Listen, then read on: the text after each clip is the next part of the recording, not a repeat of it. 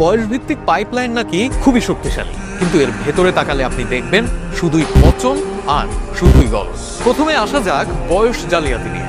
এটা বাংলাদেশের ক্রিকেটের সবচেয়ে বড় অভিশাপ। একজন 17-18 বছরের দাড়িওয়ালা যুবক যখন বয়স লুকিয়ে 14 বছরের ছোট ছোট বাচ্চাদের সঙ্গে খেলে ম্যান অব দ্য ম্যাচ হয়, তখন আমরা কি ট্যালেন্ট খুঁজে পাই? না, আমরা জালিয়াতি করে জয়ের আনন্দ খুঁজি।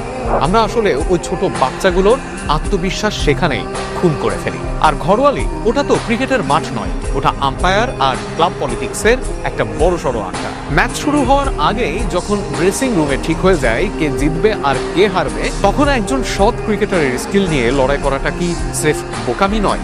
যেন এটা কোনো খেলা নয়, এটা একটা সাজানো নাটক। এবার আসি বিপিএল নিয়ে। দেশের একমাত্র ফ্র্যাঞ্চাইজি লিগ যা এখন সার্কাসে পরিণত হয়েছে। প্রতি আসরে ফিক্সিং কেলেঙ্কারি, পেমেন্ট নিয়ে টালবাহানা আর নিম্নমানের আম্পায়ারিং তো আছেই। আর সবশেষে মফস্বল বা জেলা পর্যায়ের ক্রিকেটের কথা শুনলে আপনি হাসবেন নাকি কাঁদবেন তা আমার জানা নেই। যে লিগ প্রতি বছর হওয়ার কথা, সেটা হয় বিশ্বকাপের মতো 4 বছর পর পর। কোনো জেলায় তো এক যুগেও ক্রিকেট লিগের দেখা মেলে না। দিনের পর দিন লিগ না হওয়ায় একটা পুরো জেনারেশন খেলা ছেড়ে দিয়ে এখন দোকানে বসে আড্ডা দিচ্ছে।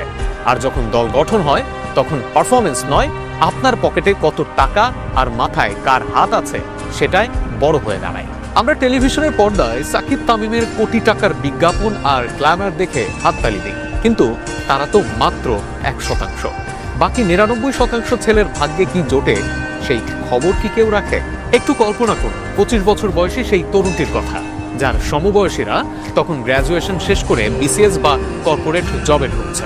আর সে না পারলো জাতীয় দলে জায়গা করে নিতে, না পারলো ঠিকঠাক পড়াশোনা শেষ করতে। তখন তার হাহাকার শোনার মতো এই পৃথিবীতে আর কেউই থাকে না।